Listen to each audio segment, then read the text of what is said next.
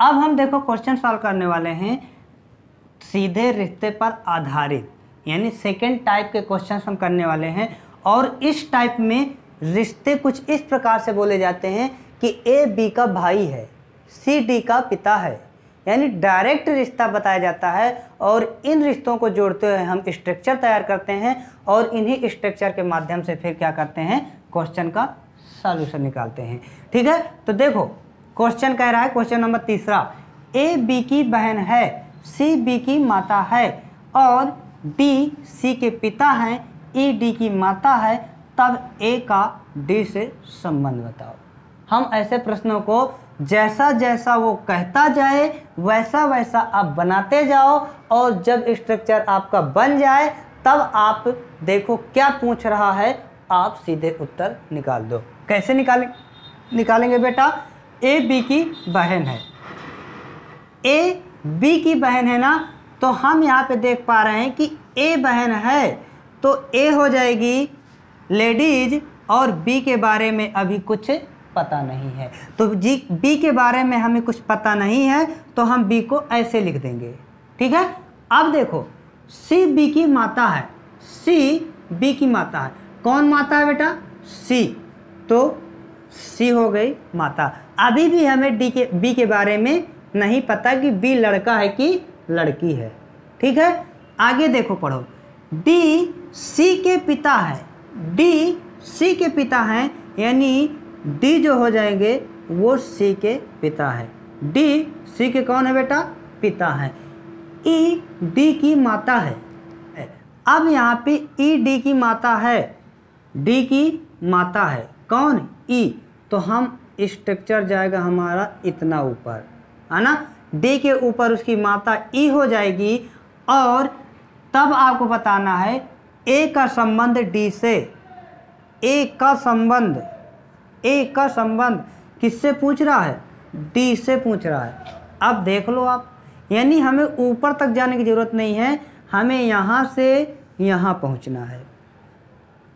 हमने कैसे बताया था?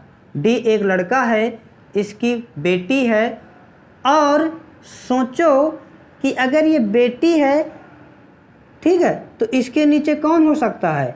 या तो बेटी होगी या फिर बेटा होगा, है ना। तो चलो देखते हैं, डी है, डी के बेटी, और बेटी की बेटी कौन होती है? नातिन, और नातिन का भाई हो जाएगा कौन? नाती। ठीक है, सपोज दैट अगर ये बेटा होता, बेटी, बेटी का बेटा नाती, और नाती की बहन नातिन, यानी दोनों तरफ से उत्तर हमारा क्या आ रहा है? नातिन का रिश्ता आ रहा है। कैसे? डी से ए का संबंध अगर हम बताते हैं, डी से ए का संबंध बताते हैं, तो डी एक लड़का है, लड़की की बेटी, बेटी की बेटी कौन होती है? नातिन, और नातिन की बहन नातिन।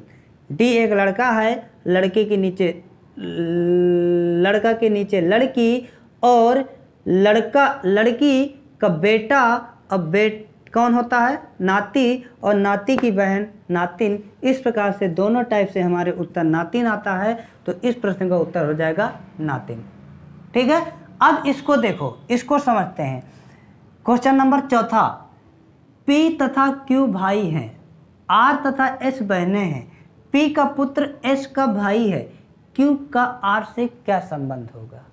चलो सॉल्व करते हैं। पी तथा क्यू भाई है ना, तो पी तथा क्यू आपस में कौन है? भाई है, भाई भाई हैं। आर तथा एस बहनें, अब यहाँ से हम इन्हें नहीं रिलेट कर पा रहे हैं, तो इनको अलग से बना लो आप। आर तथा एस क्या है बेटा? बहनें हैं।